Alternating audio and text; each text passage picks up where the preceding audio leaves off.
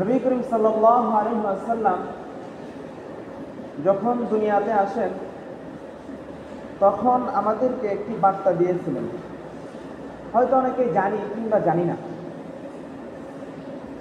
সেই বার্তাটি হচ্ছে, নবী করিম সাল্লাল্লাহু আলাইহি ওয়াসাল্লাম যখন দুনিয়াতে ভূমিষ্ঠ হন মাতৃগর্ভের থেকে, তখন সেজদায় লুটিয়ে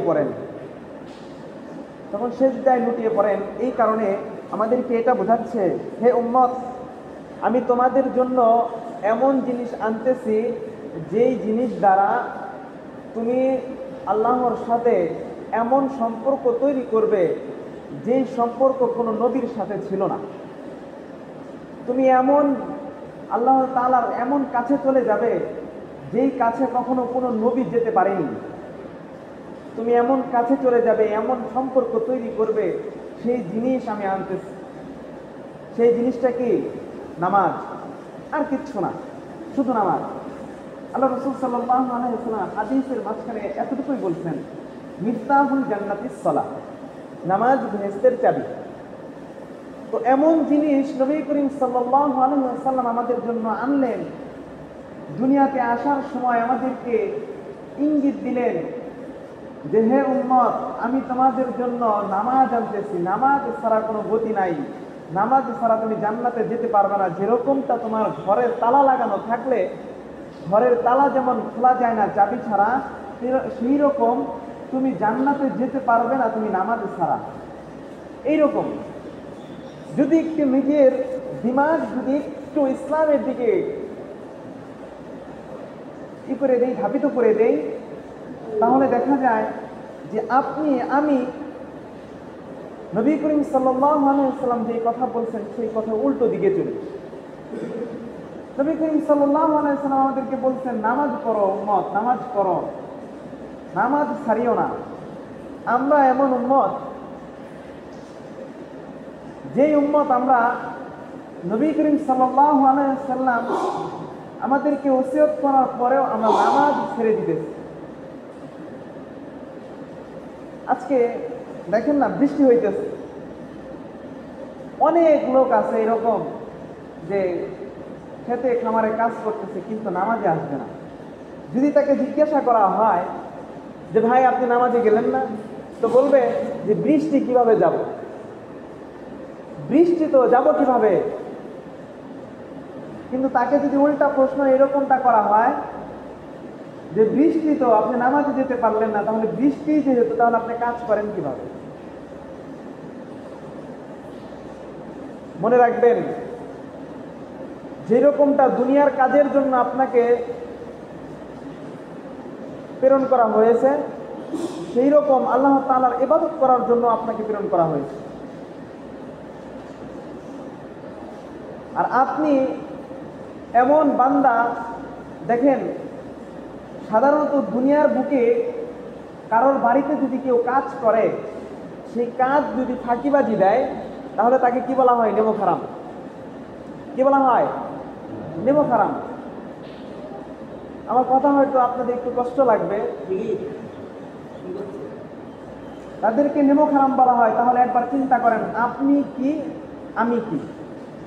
নিজেকে নিজে একটু চিন্তা করেন না, যে আপনি যেহেতু আল্লাহ তাআলার অশেষ রহমতের মাঝে সবসময় ডুবে আছেন, অশেষ রহমত সবসময় নিতেছেন, আল্লাহ তাআলা আপনাকে খাওয়াইতেছে, পড়াইতেছে, আপনাকে সব কিছু দিতেছে, সেই আল্লাহ তাআলার নেমখারাম আপনি করতেছেন। তাহলে আপনি কি? আপনি একজন নেমখারাম। কেননা কথা হয়তো খারাপ লাগতে পারে, কিন্তু কিচ্ছু করার নাই। আমি নতুন আসছি, এদিকে কখনো আসি নাই আমি, তারপরে বলতে হইতেছে। কেন বলতে হইতেছে? যে এই জায়গায় যখন আমি বসছি, তখন কি এটা আমার কর্তব্য হয়ে গেছে আপনাদেরকে বলা, আপনাদেরকে বোঝানো। কথা বোঝার জন্য নিয়েন, পায়ে হাত রেখে বলি, কথা অন্যদিকে নিয়েন না, কিছু মনে করেন না। আমি কথা হয়তো একটু আঘাতপ্রাপ্ত হয়ে যাইতেছে, তীরের মতো হয়ে যাইতেছে। আপনি যে আল্লাহ তাআলার রহমতের মাঝে ডুবে আছেন, সেই আল্লাহ তাআলার লবণ খাইতেছেন, সেই আল্লাহ তাআলার রহমতের মাঝে ডুবে থাকা সত্ত্বেও আপনি নামাজে আসেন না। মসজিদে যখন আজান হয় কি ভাবেন যে মসজিদে মুয়াজ্জিন আজান দেয়? মুয়াজ্জিন আজান দেয়, এটা হয়তো আপনি ভাবেন, কিন্তু আমার দিমাগ এটা বলে না। আমার দিমাগ এটা বলে না যে মসজিদে মুয়াজ্জিন আজান দিতেছে। মসজিদে যখন আজান হয় তখন মুয়াজ্জিন হয়তো তার নিজের গলায় ডাকে, কিন্তু ইশারাটা কার? হয়তো ভাবতেছেন যে আল্লাহ তাআলা তো আমাকে ইশারা দিয়ে চালাইতেছে, আমি যে নামাজে গেলাম এটাও তো আল্লাহ তাআলার ইশারা না। সে নামাজে, আপনি নামাজে আসলেন না, আরেকজন নামাজে আসলো, তাহলে তাকে আর আলাদা ইশারাতে চালাইতেছে, অন্য ইশারাতে চালাইতেছে? এটা ভাইবেন না, আপনাকে দুনিয়ার বুকে ছেড়ে দেওয়া হয়েছে। যেরকমটা স্কুল ভার্সিটিতে চলে, যুবক ভাইরা বুঝতে পারবে, কিছু শিক্ষিত গার্জিয়ানও বুঝতে পারবে। যেরকমটা স্কুল ভার্সিটিতে পরীক্ষা ব্যতীত যখন ক্লাস চলে তখন শিক্ষার্থীদেরকে ছেড়ে দেওয়া হয় যে যাও তুমি যেরকম পারো ওইরকম করো, কিন্তু যখন পরীক্ষার হলে আসবে এই পরীক্ষার হল অনুযায়ী তোমার চলতে হবে। তুমি কিতাব খুলতে পারবে না, বই খুলতে পারবে না, আমি প্রশ্ন করবো কিন্তু তুমি বই খুলতে পারবে না। সেই রকমটা যখন আজান হয় তখন আপনার উপর পরীক্ষা চলে আসে। মসজিদের মাইকে যখন আজান হয় তখন আপনার উপর পরীক্ষা চলে আসে, যে অন্য ব্যক্তি পরীক্ষার হলে পরীক্ষা দিতেছে, আর আপনি সেই হলে ডাক পাওয়া সত্ত্বেও আপনি সেই হলে প্রবেশ করেন নাই, সেই হলে প্রবেশ করেন নাই। আমরা বোকা তাকে বলি যে জিনিস পাওয়া সত্ত্বেও জিনিসকে হাতছাড়া করে, জিনিস পাওয়া সত্ত্বেও সেই জিনিসকে হাতছাড়া করে। এক্সাম্পল, কেউ যদি কাউকে টাকা দেয়, হাদিয়া দেয়, টাকা হাদিয়া দিতেছে, সে যদি ওই হাদিয়া না নেয় তাহলে তাকে কি বলা হয়? যে ও বোকা। কারণ তাকে টাকাটা হাদিয়া দেওয়া হলো, সে কেন নিল না?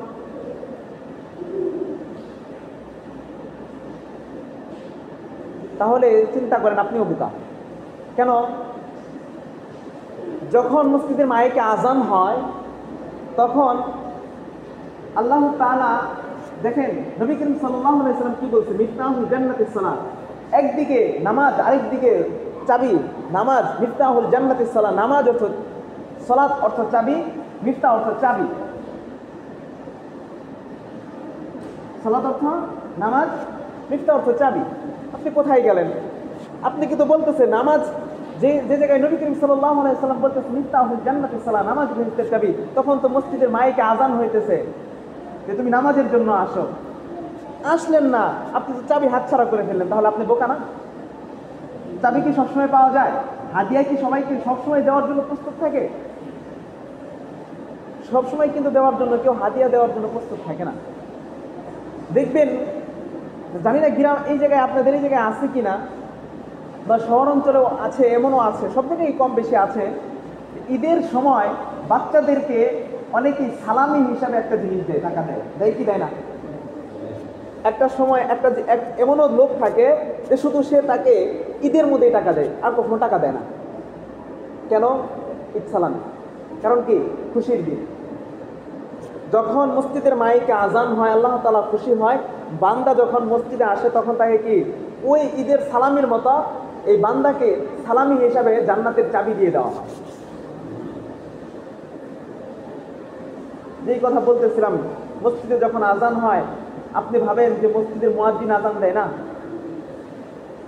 স্বয়ং আল্লাহ তাআলা আপনাকে ডাকে যে হে বান্দা, হে আমার নবীর উম্মত, তুমি সমস্ত কাজকে দূরে ফেলে দিয়ে আমার ডাকে সাড়া দিয়ে মসজিদের ভিতরে এসে আমার কুদরতি পায়ে সিজদা দিয়ে আমার সাথে কথা বলে যাও।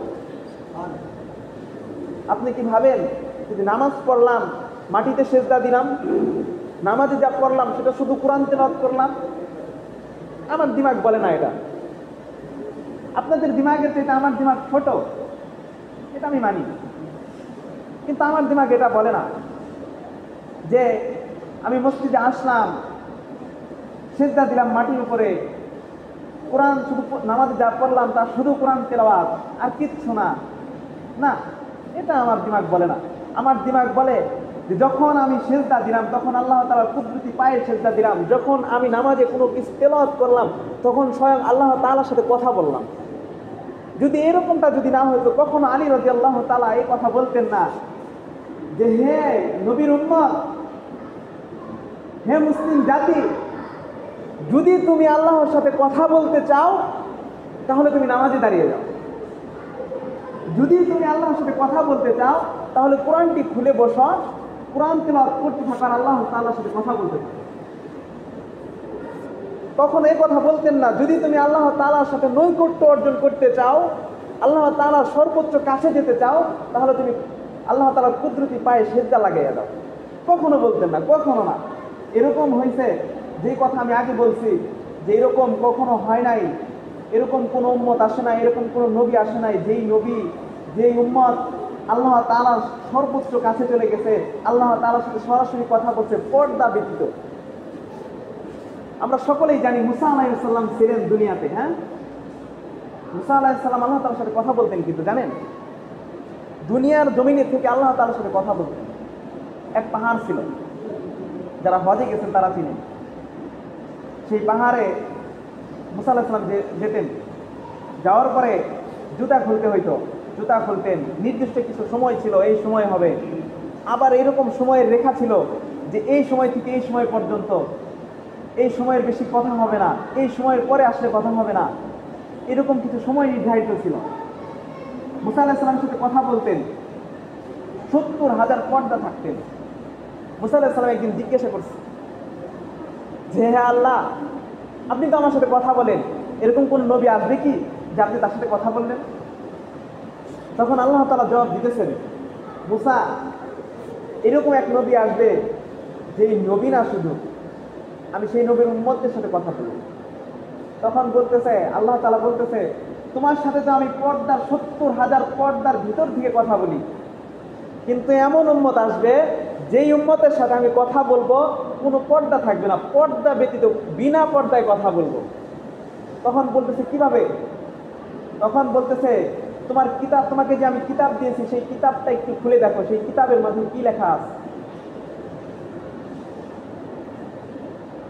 তো এইরকম আবার জিজ্ঞেস করছে যে হে আল্লাহ, আমি আপনাকে দেখতে চাই, আপনি কি শুধু আমার সাথে দেখা দিবেন নাকি আরো কারোর সাথে দেখা দিবেন? আপনি কিন্তু আমি দেখতে পাই না, আপনি 70,000 পর্দার ওই পাশে, আমি 70,000 পর্দার এই পাশে, আপনার নূরের ঝলক আমি দেখতে পাই না। একদিনকে খুব এরকম জিদ ধরছে যে তাকে আল্লাহ তাআলাকে দেখবেই। তো একটি পর্দা সরায় দিচ্ছে, সেই পর্দার বাহির থেকে ওই সাইড থেকে এমন আলো আসছে, 40 দিন বেহুশ ছিলেন। তাহলে চিন্তা করেন আপনি আমি কেমন নবীর উম্মত, কেমন বান্দা আমি। আপনি যেই বান্দা আল্লাহ তাআলার কুদরতি পায়ে সিজদা লাগাইতেছি, কিন্তু তার পায়ের নূর আমার চোখে বাঁধার পরেও আপনি বেহুশ হয়ে যায় না? বেহুশ হয়েছি কখনো? সিজদায় যাওয়ার পরে কেউ কখনো বেহুশ হয়েছি? হই নাই। কিন্তু হয়েছি কখনো? দুনিয়াতে এরকম কোনো সিজদাই হয় নাই আজ পর্যন্ত যেই সিজদা দেওয়ার পরে কেউ বেহুশ হয়ে গেছে, এরকম কোনো সিজদা হয় নাই। এরকম হয়েছে যে সে হয়তো সিজদার থেকে কখনো উঠেই নাই, এরকমটা হয়েছে।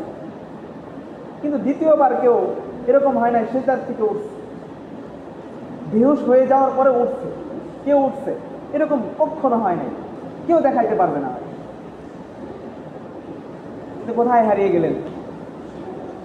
কথা তো এরকম ছিল, মসজিদের মাইকে যখন আজান হবে দৌড়িয়ে মসজিদে চলে আসবো। যুবক ভাইরা যখন স্কুল ভার্সিটিতে থাকবে, বন্ধু বান্ধবের মেলায় যখন ডুবে থাকবে, এরকমটা হওয়ার কথা ছিল। যেই কথাটা এরকম, মসজিদে যখন আজান হবে, মসজিদে আজান হয়েছে আমি শুনি নাই, ঘড়ির টাইম, এখন এর আধুনিক প্রযুক্তি না, ঘড়ি শুধু কি হাতেই থাকে না, ঘড়ি শুধু কি এখন কিন্তু মোবাইলেও পাওয়া যায়। কিন্তু এরকম কোনো যুবক নাই যেই যুবকের হাতে এখন স্মার্ট কোনো ফোন নাই। এমন কোনো যুবক নাই, এমন কোনো মুরব্বী নাই যেই মুরব্বীর কাছে, যেই যুবকের কাছে কোনো প্রকারের কোনো ফোন নাই, কোনো প্রকারের কোনো ঘড়ি নাই, কেউ দেখাইতে পারবে না। এরকম হইতে পারে যে বৃদ্ধ, একদম বৃদ্ধ, লাঠি ভর করে হাঁটে, এরকম লাঠি ভর করে হেঁটে যেতে পারে না, এরকম কোনো ব্যক্তির কাছে হয়তো ঘড়ি না থাকতে পারে, কিন্তু ফোন আছে। ঘড়ির টাইম তো বুঝি নাকি? কিন্তু কোথায় হারিয়ে গেলেন? মসজিদের নামাজ, যখন মসজিদে আজান হয়, মসজিদের নামাজ এরকম হয় শুধু ইমাম সাহেব আর মুয়াজ্জিন দুইজন নামাজ করে চলে যায়, আপনি আমি মসজিদে আসি না। কেন? আমার টাকা লাগবে, দুনিয়ার দিকে ছুটে আসি, দুনিয়ার দিকে ডুবে আসি। কিন্তু এরকম কথা ছিল আল্লাহর প্রেমে ডুবে থাকবো, নবী করিম সাল্লাল্লাহু আলাইহি সাল্লামের প্রেমে ডুবে থাকবো। আল্লাহর প্রেম তো এরকম যে আমি মসজিদে যাব, আল্লাহ তাআলার সাথে কথা বলবো, আল্লাহ তাআলার কুদরতি পায়ে সিজদা দিব। এরকম হয়। যুবক ভাইরা হয়তো বুঝতে পারবে যে নিজের হয়তো কথা অন্যরকম হয়ে যেতেছে, কেউ কথা মাইন্ডে লাগায়েন না, কথা হয়তো কঠিন হয়ে যেতেছে। যুবক ভাইরা যদি কোনো মেয়েকে পছন্দ করে, এক্সাম্পল কোনো মেয়ের সাথে তার সম্পর্ক অনেকদিন, দীর্ঘদিন সম্পর্কের কথা বাদই দিলাম, বিবাহ হয়ে গেছে, তো নিজের স্ত্রীর হাতটা ধরতে তার ভালো লাগে কি লাগে না? লাগে কি লাগে না? হ্যাঁ, লাগে। কিন্তু তাহলে তার সাথে তার হাত ধরতে যদি ভালো লাগে, কেন ভালো লাগে? তাকে ভালোবাসি, তার প্রেমে পাগল আমি, এরকম এই জন্যই তো। হ্যাঁ, অন্য কোনো কিছু না তো। তাহলে আপনি কেন আল্লাহর প্রেমে পাগল নয়? আমাকে বুঝান না। আপনার স্ত্রী আপনাকে কি দিছে? একবেলা খাওয়াইছে, একবেলা পড়াইছে। আরে আপনি তো স্ত্রীকে, আপনার স্ত্রীকে তো আপনিই খাওয়ান, আপনি কামাই করেন না, আপনিই তো রোজগার করেন। হ্যাঁ, তাহলে কেন এরকম হইলে না? আপনার স্ত্রীর প্রেমে আপনি পড়ে থাকলেন কেন? আল্লাহ তাআলা আপনাকে তো প্রত্যেক দিন, প্রত্যেক সেকেন্ডের কমেও যেটা আছে ওইটাও হয়। আপনি প্রত্যেকটা সেকেন্ডে নিঃশ্বাস নিতেছেন, আপনি খাইতেছেন, পড়তেছেন, আপনি চলতেছেন, ফিরতেছেন, প্রত্যেকটা জিনিস কিন্তু আল্লাহ তাআলার দেওয়া। তাহলে কেন সেই আল্লাহ তাআলার প্রেমে পাগল হইলেন না? যেই স্ত্রীকে, যেই মা বাবাকে আপনি টাকা খাওয়াইতেছেন, আপনি রোজগার করে খাওয়াইতেছেন তাদেরকে, তাদের ভরণ পোষণ আপনি করতেছেন, তাদের ভালোবাসায় যদি আপনি মগ্ন থাকতে পারেন, তাহলে কেন মগ্ন থাকবেন না যেই আল্লাহ তাআলা আপনাকে রিজিক দিল, যেই আল্লাহ তাআলা আপনাকে চলার শক্তি দিল, যেই আল্লাহ তাআলা আপনাকে পুরো দেহটাই দিল, দুনিয়াতে আপনাকে প্রেরণ করলো, সেই আল্লাহ তাআলার প্রেমে কেন আপনি মজগুল না? তো বুঝান না। আল্লাহ তাআলার কথা বাদই দিলাম, কখনো তো আল্লাহ তাআলাকে দেখেন নাই, দেখছেন? এখন বলবেন যে হুজুর আল্লাহ তাআলাকে তো দেখি নাই, তাকে দেখা সম্ভব না। আমরা তো নবী করিম সাল্লাল্লাহু আলাইহি সাল্লামকেই দেখি নাই। আপনি দেখেন নাই, সেটা আপনার দোষ, আমি দেখি নাই, আমার দোষ। এখন বলবেন কেন? আমার কি এরকম ইচ্ছা আছে, আমার কি এরকম কোনো শক্তি ছিল যে আমি নবী করিম সাল্লাল্লাহু আলাইহি সাল্লামের জামানায় জন্মগ্রহণ করার কোনো ইচ্ছা আমার কি ছিল, কোনো শক্তি ছিল? কারণ কিন্তু এরকম কোনো শক্তি নাই। এই জামানায় অনেক মানুষ তো আছে যে নবী করিম সাল্লাল্লাহু আলাইহি সাল্লামকে স্বপ্নের যুগে দেখে। তাহলে আপনি কেন দেখলেন না? আপনার প্রেম কম, আমি মনে করি তাহলে কম। আপনার প্রেম, আমার প্রেম কম। কারণ যেই মানুষ কাউকে যদি ভালোবাসে, সেই ভালোবাসার মানুষকে যদি স্বপ্নের মাধ্যমে না দেখতে পায়, তাহলে আমি মনে করি তার জন্য ভালোবাসা কম, তার জন্য ভালোবাসা কম। আপনার জন্য, আপনিও তাকে, নবী করিম সাল্লাল্লাহু আলাইহি সাল্লামকে ভালো কম বাসেন, আপনি বাসেন না, আল্লাহ তাআলা কিন্তু ভালোবাসেন না। আপনি মনে রাখবেন, নবী করিম সাল্লাল্লাহু আলাইহি সাল্লাম দুনিয়াতে আসলেন আপনার জন্য, আমার জন্য। যখন দুনিয়াতে আসলেন, একটু কাহিনী শোনাই। যখন দুনিয়াতে আসলেন, দুনিয়ার আপনি যখন, আমি যখন দুনিয়াতে আসছি, এরকম কিন্তু হয়েছে, মাতৃগর্ভের থেকে যখন জন্মগ্রহণ করছি এরকম হয়। যখন কোনো সন্তান যখন দুনিয়াতে ভূমিষ্ঠ হয়, অনেক দুর্গন্ধ ছড়ায় কি ছড়ায় না? অনেক ছড়ায়। নবী করিম সাল্লাল্লাহু আলাইহি সাল্লাম যখন দুনিয়াতে আসছেন, কোনো দুর্গন্ধ ছড়ান নাই, সুঘ্রাণ ছড়াইছে। ওই কথা বাদই দিলাম, ওই কথা আপনার জন্য আমার জন্য কোনো কার্যক্রম না, ভালোবাসার জন্য কার্যক্রম, কিন্তু যে জিনিসটা বোঝাতে চেয়েছিলাম এই জন্য কোনো কার্যক্রম না। সরাসরি কথাই চলে যায়। যখন নবী করিম সাল্লাল্লাহু আলাইহি সাল্লামকে যখন দুনিয়াতে ভূমিষ্ঠ হইলেন, যখন তাকে দুই হাতে নিয়ে মাটির উপর শোয়াইয়া দেওয়া হইল, তো শোয়ার থেকে বসলেন। যখন যেরকমটা আমরা নামাজের সূরাতে বসলেন, বসে একটা লম্বা একটা সেজদা করলেন। এই সেজদার দ্বারা আপনাকে আমাকে ইঙ্গিত দিতেছেন যে হে উম্মত, তুমি জেনে রাখো আমি তোমার জন্য যে জিনিসটা আনতেছি সেই জিনিসটা হচ্ছে নামাজ। এই নামাজ ছাড়া তোমার কোনো গতি নাই। এই নামাজ ছাড়া তুমি যখন কিয়ামতের মাঠে যাবে, তখন আমার সাথে তোমার সাথে কোনো সম্পর্ক থাকবে না। তুমি এতটুকু মনে রেখো। যখন এইরকম, শুধু এই জায়গায় শেষ না, আরও রয়েছে অনেক, সামনেই দেখাইতেছে আপনাকে। যখন নবী করিম সাল্লাল্লাহু আলাইহি সাল্লাম মেরাজে গেলেন, আপনি এরকমটা হয় কি হয় না? এরকমটা কিন্তু হয়। যখন কোনো ভালোবাসার জিনিসের কাছে কোনো একটা ভালোবাসার জিনিস পড়ে যায়, তখন দুনিয়ার ধ্যান ধারণা সব শেষ, সব ভুলে যায়। এরকমটা যুবক বুঝতে পারবে, মুরব্বীরা হয়তো বুঝতে পারবে।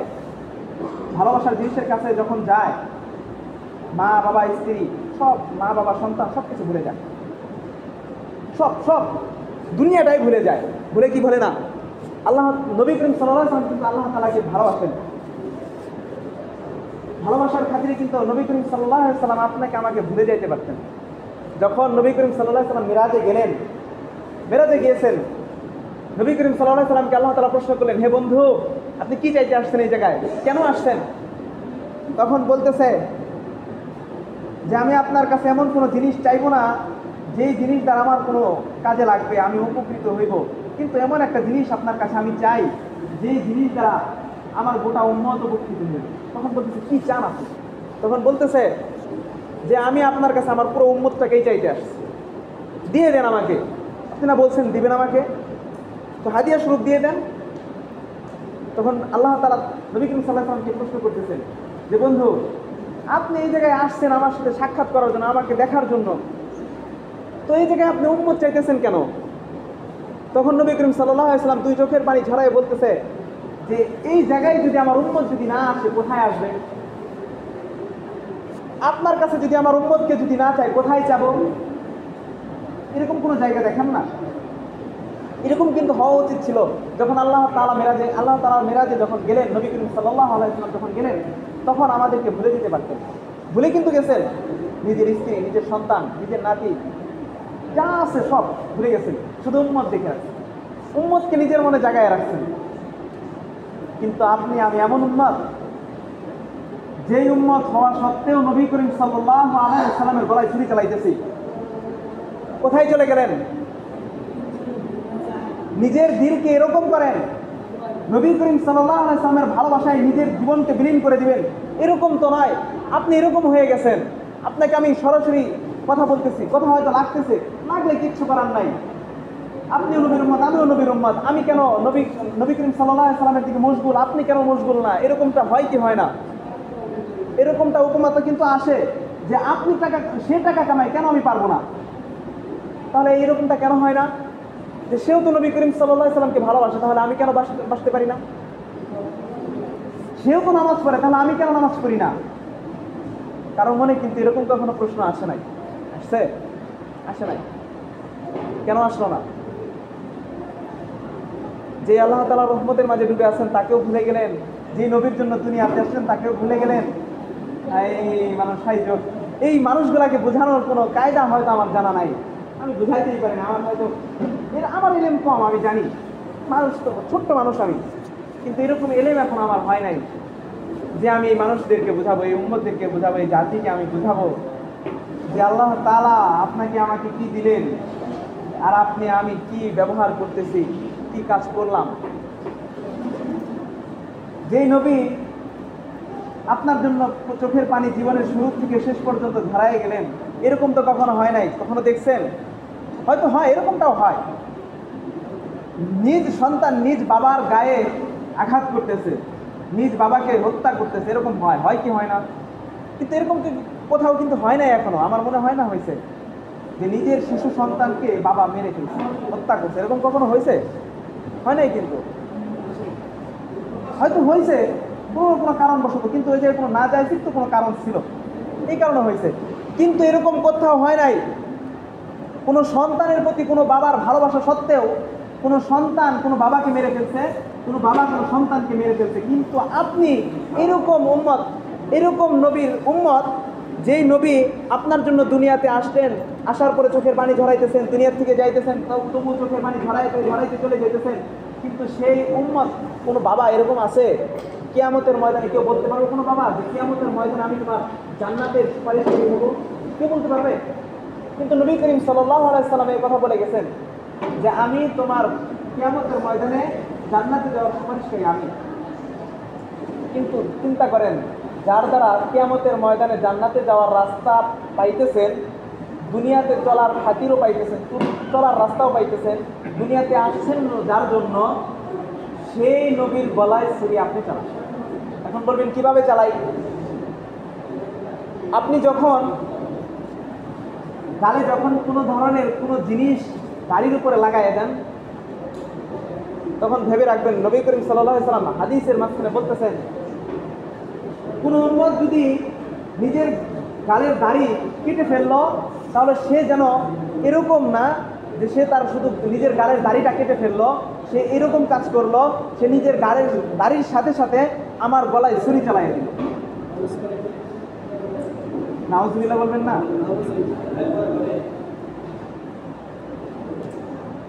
এরকমটা হয়, নিজের সন্তানের গায়ে নিজের বাবা ছুরি চালায় দেয়, কিন্তু সে জায়গায় কোনো না যায় কিন্তু কাজ থাকে। একটু চিন্তা করেন, কিছুদিন কয়েক বছর আগেও একটা গরুর ভিডিও ভাইরাল হয়েছিল, জানেন? এক পাকিস্তানি যুবক এক গরু কয়েক বছর লালন পালন করছে।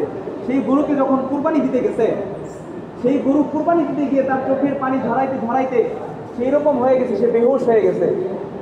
সে বেহুশ হয়ে গেছে কেন? তার সাথে তার ভালোবাসার সম্পর্ক। সেই গরুটা এরকম ভালোবাসা দেখাইছে, যখন ছুরি চালাবে তখন তার মাথা ধরতে হয় নাই, তার মাথা নিজেই জমিনে লাগাই দিছে। কেন? যেই মনিবের কাছে আমি মানুষ হইলাম এতদিন, যেই মনিবের কাছে আমি খাইলাম পড়লাম, সেই মনিব আমার গলায় যদি ছুরি চালায় খুশি থাকে তো খুশি থাকে। আপনার কাছ থেকে কি সেই গরুর মতো কথাটা হয়তো অন্যরকম হয়ে যেতেছে। কখনো আপনি নবী করিম সাল্লাল্লাহু আলাইহি সাল্লামকে কোনো 1 টাকা দিয়ে খাওয়াইছেন? কোনো প্রকারের কোনো পারিশ্রমিক দিচ্ছেন? বা কিয়ামতের ময়দানে গিয়ে দিবেন না। কিন্তু অন্যান্য সুন্নতের কথা বাদই দিলাম, আজকে যুবক চুল কাটে, চুলে কাটিং দেয়, এটা তো নবীর সুন্নত না। নবীর সুন্নত তো অন্যরকম ছিল। হ্যাঁ, হয় বাবরি রাখবে, না হলে চুল একদম ছোট ছোট করে কেটে ফেলবে। চুলের কথা বাদই দিলাম। যুবক যখন দাড়ি ওঠে যুবকের গালে, তখন দাড়িতেও একটা কাটিং দিয়ে আসে কি আসে না? নবী করিম সাল্লাল্লাহু আলাইহি সাল্লাম কিন্তু আমাদেরকে ইঙ্গিত দিয়ে গেছে যে হে উম্মত, তুমি জেনে রাখো এরকমটা হবে কিয়ামতের ময়দানে, যে সন্তান বাবার গায়ে, বাবার ঘাড়ে পাড়া দিয়ে জান্নাতে যাবে, কিন্তু বাবা জাহান্নামে চলে যাবে।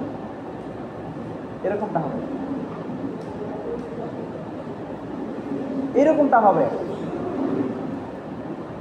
আজকে দুনিয়ার মানুষ কোথায় যেন হারিয়ে গেল, যেই জায়গায় যেই হারানোর পথ থেকে আর কখনো ফিরে আসা হয়তো সম্ভব হবে না। কেন হবে না?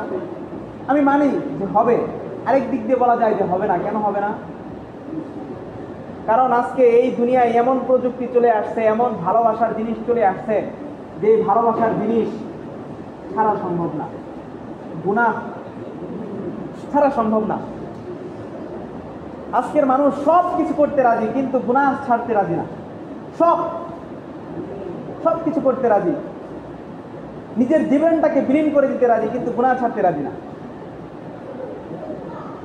আজকে প্রত্যেকজন যুবক, প্রত্যেকজন মুরব্বী, প্রত্যেকজন মানুষ এরকমটা বুকে হাত দিয়ে চিন্তা করুক, যেই মানুষ আমি দুনিয়াতে আসলাম, কেন আসলাম, কার জন্য আসলাম, কে পাঠাইলো, কেন পাঠাইলো, এরকমটা যদি চিন্তা করতো, তাহলে আজকে কোনো মুসল্লি, কোনো মুসলমান, কোনো যুবক, কোনো মুরব্বী এরকম হইতে পারতো না যে মসজিদে আজান হবে আর আমি মসজিদে যাব না, আমার দাড়ি রাখার সময় হবে আমি দাড়ি রাখবো না, আমার মাথায় টুপি পরার সময় হবে আমার মাথায় টুপি থাকবে না।